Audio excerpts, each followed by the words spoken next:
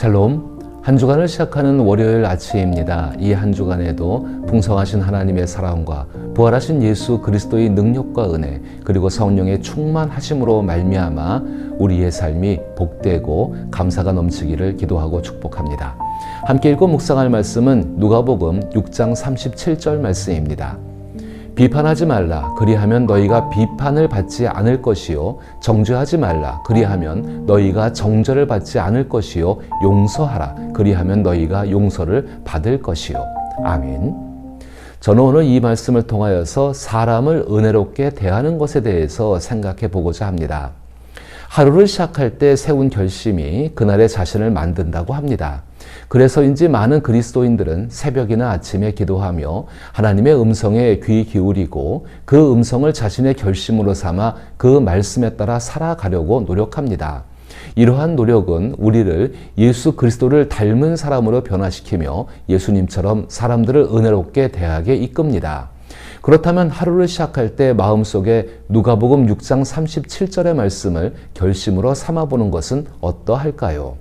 이 말씀은 적어도 우리로 하여금 사람들을 은혜롭게 대하게 하고 하나님인 척하지 않으며 겸손하게 살아가도록 돕는 힘이 있습니다.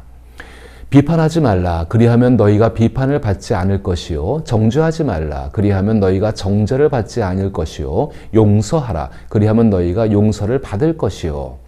예수님께서는 마태복음 5장 48절에서 하늘에 계신 너희 아버지의 온전하심과 같이 너희도 온전하라 라고 말씀하셨습니다.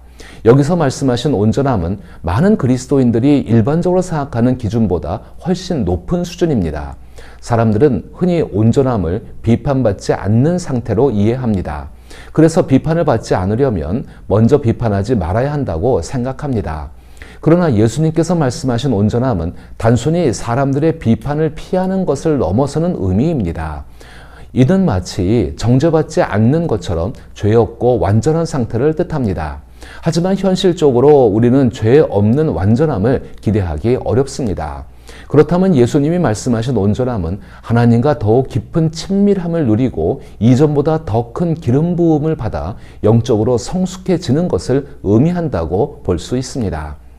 만일 내가 누군가를 습관적으로 비판하거나 손가락질하는 습관을 멈출 수 있다면 그것만으로도 큰 성취를 이룬 셈입니다.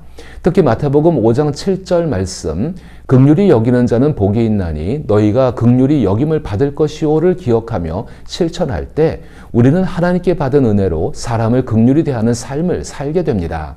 또한 빌립보서 4장 5절에서 너희 관용을 모든 사람에게 알게 하라라는 말씀처럼 관용으로 모든 일을 대한다면 우리는 이미 그리스도 예수의 인격을 닮아 세상을 살아가고 있는 것입니다.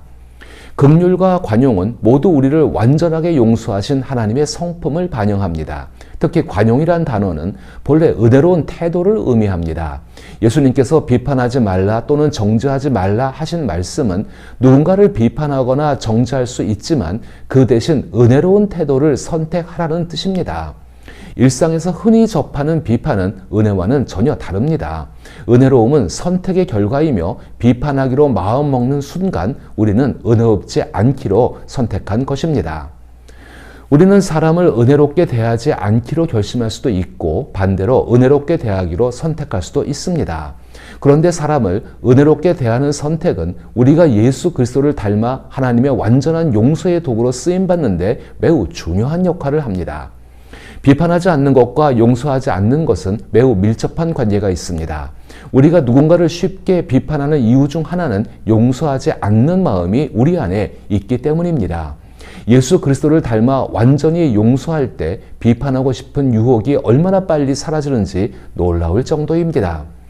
예수님께서 말씀하신 비판하지 말라라는 것은 주제넘는 평가를 하지 말라라는 뜻입니다. 이는 무엇이 잘못되었는지를 분별하지 말라는 의미가 아니라 부당하거나 불리한 평가를 삼가하라는 의미입니다. 말은 언제나 마음속 동기에서 비롯됩니다. 다시 말해 비판의 말을 하기 전에 스스로에게 물어야 한다는 것입니다. 내가 하려는 말이 정말 그 사람에게 필요한 말인지, 격려가 될 수 있는지, 그리고 이 말이 그 사람의 마음을 긍정적으로 변화시키는 데 도움이 될지 말입니다. 또한 내가 하는 말이 그 사람을 세워주고 영적으로나 내면적으로 강건하게 만들 수 있는지를 고민하며 말해야 합니다. 나의 말이 그 사람 스스로 존엄성을 느끼게 할 수 있는지도 깊이 생각해야 합니다. 특히 예수님께서는 다른 사람을 존엄하게 대하셨습니다. 예수님의 말씀은 언제나 죄로 인해서 비판을 받을 수밖에 없는 사람에게도 존엄성을 부여하시는 말씀이었습니다. 그리스도인들이 이렇게 살아가고자 할 때 흔들리기 쉬운 순간은 바로 사실을 접할 때입니다. 하지만 아무리 사실이라 하더라도 부당하거나 불이한 평가를 해서는 안 됩니다. 내가 말하고자 하는 내용이 사실이라고 해서 그것을 말하는 것이 반드시 옳은 것은 아닙니다. 우리의 원수인 사단과 마귀가 사실을 말하는 경우도 있습니다. 사단과 마귀는 잘못을 비난하며 비판에 능숙하여 참소하는 자라고 불립니다. 마귀는 하나님인 척하는 것을 매우 좋아하며 우리도 하나님인 양 행동하도록 유도합니다. 마귀의 이야기는 대부분 사실에 기반하지만 그것을 통해 우리가 비난받고 판단받으며 정죄의 대상이 된다고 느끼게 만듭니다. 그 말은 매우 그럴듯하게 들리지만 우리는 마귀의 음성을 믿어서는 안 됩니다. 마귀가 사실을 말하더라도 결코 믿지 말아야 한다는 것입니다. 어쩌면 내가 누군가를 손가락질하며 하는 말이 사실일 수 있습니다. 하지만 그런 말을 할 때 우리는 마귀의 도구가 될 위험이 크다는 것을 항상 기억해야 합니다. 비판이라는 말은 본래 구별짓다는 뜻으로서 보통은 허용되는 좋은 행위를 의미합니다.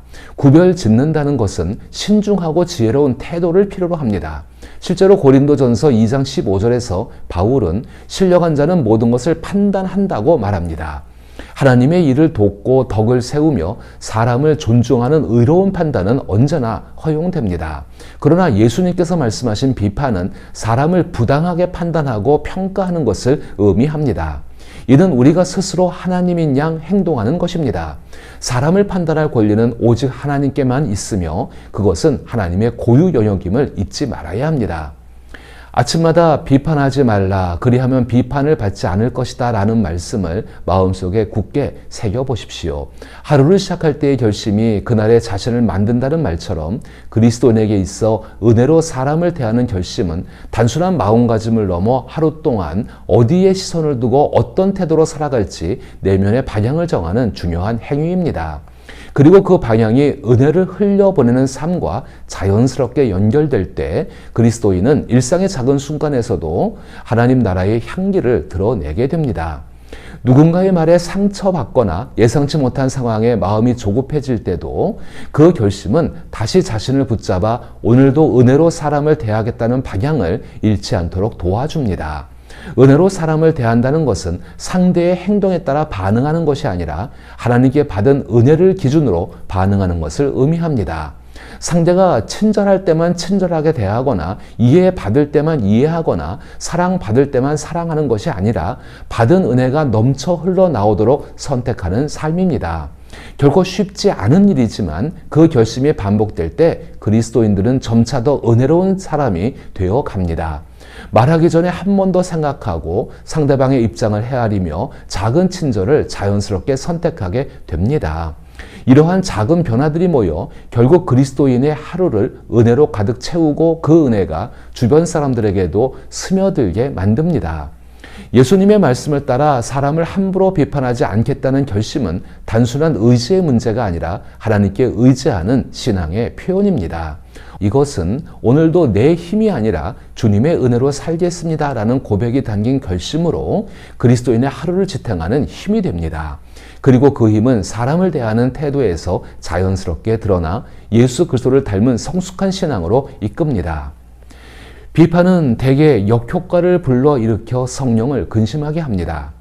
비판할 때 우리는 이 사람을 변화시키고 올바르게 만들겠다는 의도로 행하지만 실제로는 거의 항상 그 반대의 결과를 초래합니다.